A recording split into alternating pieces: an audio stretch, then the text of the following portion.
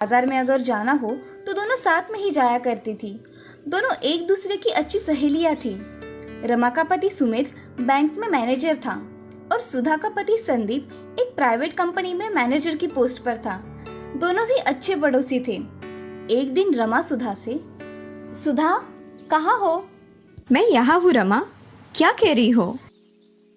सुधा, मैं बाजार जाने वाली हूँ, तुम भी मेरे साथ बाजार आओगी? रमा, मुझे भी थोड़ी सब्जियाँ लानी है, मैं भी आऊँगी तुम्हारे साथ। कब जाना है?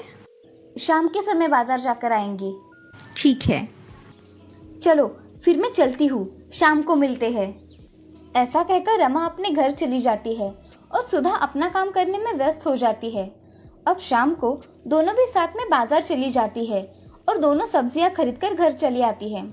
अब एक दिन सुधा की बच्ची श्वेता को बहुत तेज बुखार आता है, तो सुधा उसे अस्पताल में लेकर चली जाती है।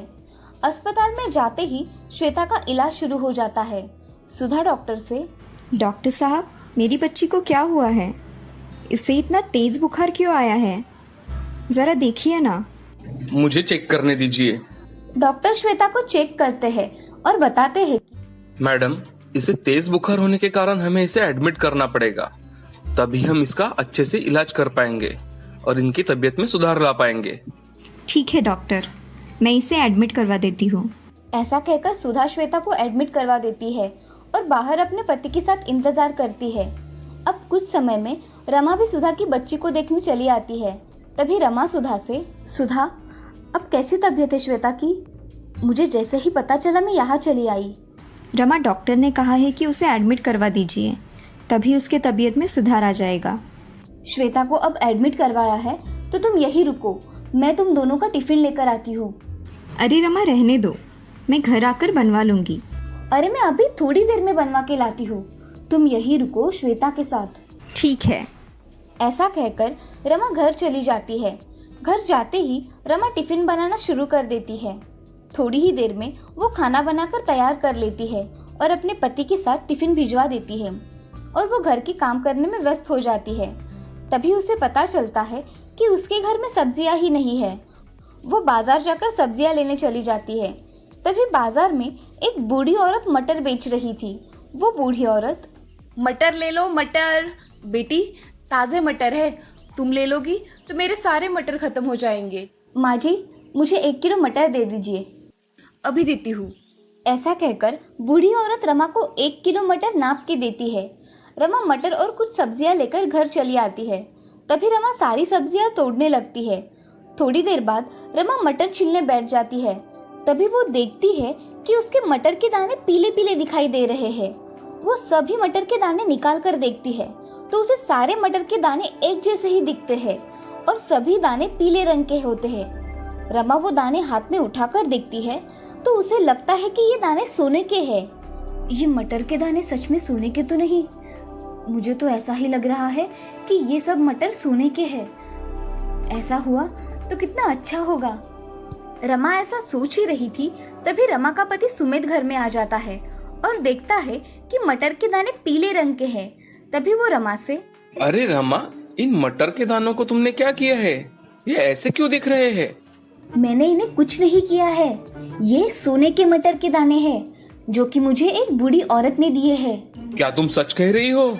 ये सोने के दाने हैं, मुझे देखने दो। ऐसा कहकर सुमित वो मटर के दाने देखता है और बोलता है कि रमा, सच में ये सोने के दाने हैं। ये मिलने की वजह से हमारी किस्मत चमक उठी है। ये अब मैं अलमारी में रख देता हूँ। ऐसा कहकर सुमित सारे मटर के दाने अलमारी में रख देता है। अब ये खबर सारे गांव में पहुंच गई थी कि रमा को बाजार में एक बूढ़ी औरत ने सोने के मटर बेचे। अब सभी लोग बाजार में जाकर सोने के मटर मिलते हैं क्या देख रहे थे, मगर उन्हें किसी को भी सोने के मटर नहीं मिलते। उसी बीच सुधा की बच्ची की तबीयत और ज्यादा बिगड़ जाती है। अब सुधा को हर रोज ढेर सारे पैसे लग रहे थे। एक दिन सुधा रमा से, अरे रमा, श्वेता को बहुत पैसे लग रहे हैं, मैं इतने पैसों का इंतज़ाम कहाँ से करूँ? ये भी पैसों का देख रहे हैं मगर कुछ नहीं हो रहा। हमारे पास के सब पैसे खत्म हो गए हैं, मैं अब क्या करूँ रमा? अरे सुधा, तुम मायूस मत हो, कुछ ना कुछ रास्ता तो निकल ही आएगा। और हम है ना, तुम सिर्फ श्वेता की ओर ध्यान दो, बाकी का हम सब देख लेंगे। रमा सोच में डूब जाती है और उसे एक रास्ता मिल जाता है। वो घर आकर सुमित से पूछती है कि अजी, मैं सोच रही थी कि अगर हम सुधा बहन को थोड़ी मदद कर दे तो अच्छा होगा। उसे पैसों की बहुत जरूरत है। अरे तुम सही कह रही हो, मगर हम इतने पैसे कहाँ से लाए? हमारे पास इतने पैसे नहीं है। अजी, मेरा ऐसा विचार है कि हम हमारे पास के थोड़े सोने के मटर अगर सुधा को दे दे तो उसकी मदद हो जाएगी। तुम ऐसा ख्याल मन में भी नहीं लाना, समझी? वो मटर के दाने हमारे हैं, हमें बुढ़ापे में काम आएंगे। जी ठीक है। ऐसा कहकर रमा अपना काम करने चली जाती है, मगर उसके मन में सुधा को मदद करने की चाह थी। रमा मन ही मन कुछ सोचने लगती है। तभी उसके दिमाग में एक अच्छी कल्पना आती है। रमा खुद से ही, अगर मैं इस मटर के दाने को सुनहरा कलर दूं तो असली और नकली का फर्क ही नहीं पता चल पाएगा और सुधा की मदद भी हो जाएगी। ऐसा मन में सोचकर रमा बाजार चली जाती है और वहां से कलर खरीद लाती है। घर आकर उन सोने के मटर में से कुछ दाने निकालकर उसमें हरे मटर के दाने सुनहरे रंग के करके उस सोने के मटर में डाल देती है और कुछ सोने के मटर निकालकर अपने बैग में भर लेती है और टिफिन लेकर अस्पताल में चली जाती है। अस्पताल में जाकर रमा सुधा से, अरे सुधा, मैंने तुम्हारे लिए टिफिन लाया है, तुम सब खाना खा लो और ये लो सोने के मटर के दाने, इससे तुम श्वेता का इलाज करवा सकती हो। अब तुम्हारा टेंशन भी खत्म हो जाएगा। अरे रमा, ये करने की कोई ज़रूरत नहीं थी। मैंने कुछ ना कुछ इंतज़ाम कर लिया होता। तुमने खामखा खुद को तकलीफ दी। अरे सुधा, दोस्त ऐसे समय में ही तो काम आते हैं। अब तुम कुछ मत कहो, ये सोने के मटर ले लो और श्वेता का अच्छी तरह से इलाज करवा लो। हाँ रमा, तुम मेरी सच में अच्छी सहेली हो जिसने मेरी ज़रूरत के समय मदद की। ऐसा कहकर सुधा और रमा गले लग जाती है। अब सुधा श्वेता का अच्छी तरह से इलाज करवाती है और कुछ दिनों बाद श्वेता अच्छी होकर घर आओगी कब भला मेरे घर पे बता, घर को मंदिर बना। देखरेख में सुजाता का पूरा दिन निकल जाता है। अब सुजाता का स्वभाव भी बहुत बदल गया था। वो सुमति को उसके बच्चे के पास आने नहीं देती थी और सुमति से सारे काम करवाती थी। एक दिन सुजाता सुमति से, सुमति कहाँ मर गई? मेरे लिए जरा पानी लाओ। माँ, मैं बाहर आंगन में थोड़ा काम कर रही थी। बोलो माँ, तुम्हें क्या चाहिए? अरे मुझे एक गिलास पानी तो पिला दो। अरे माँ, मैं अभी लेकर आई। ऐसा कहकर सुजाता सुमति को पानी लाने भेज देती है।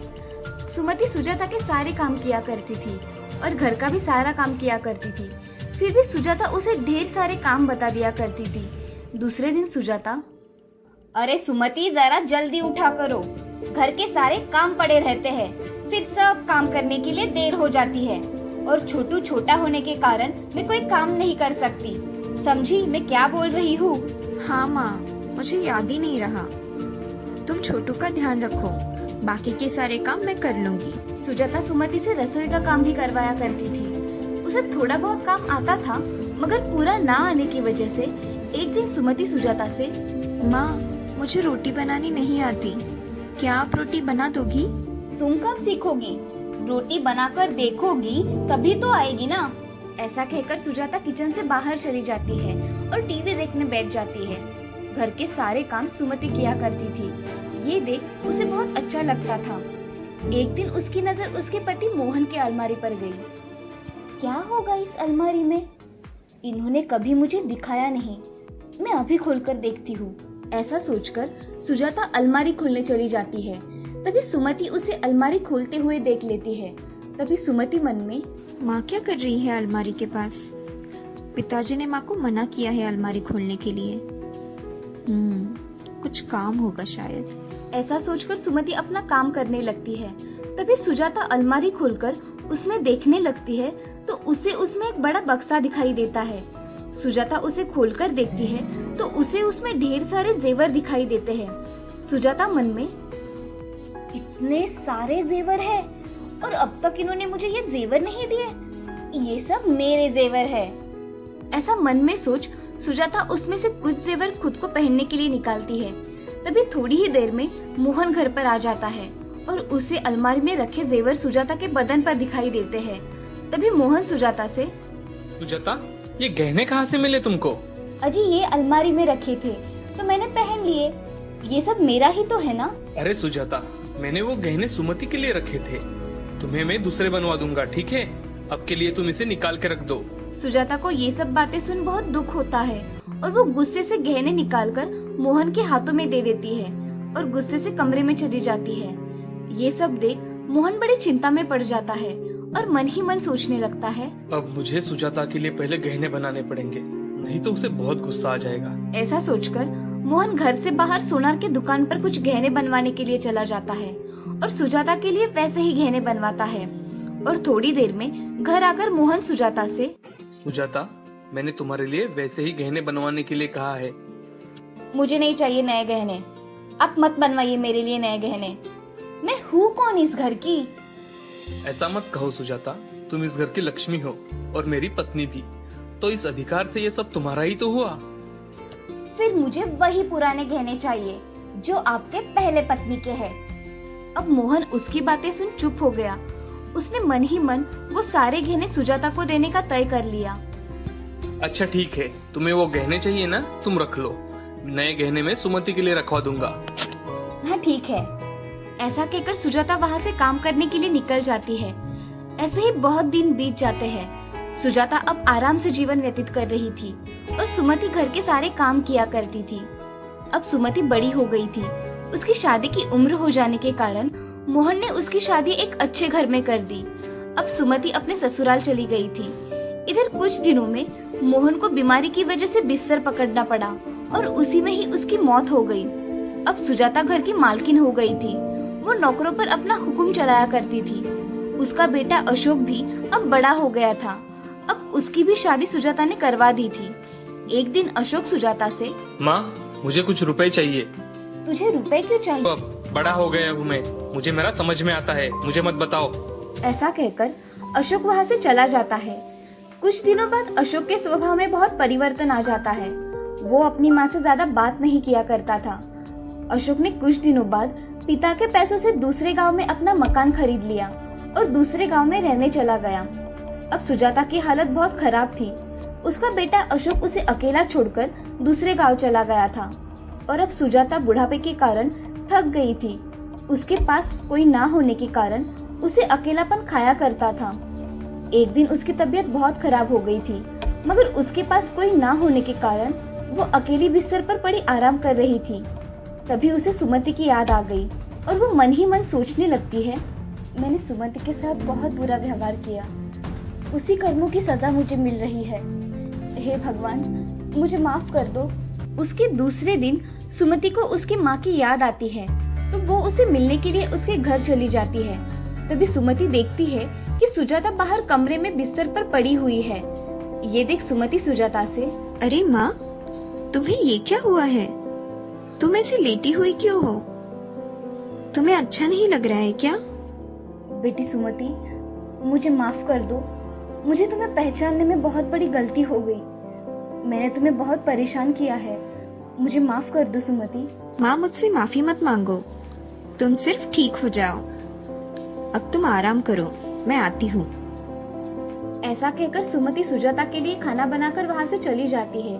अब सुजाता फिर से मन ही मन सोचने लगती है, जो जिंदगी भर मेरी आँखों को खटकी, आज वही आकर मेरी सेवा करके गई और जिसको मैंने अपनाया वो मेरी चिंता तक नहीं करता।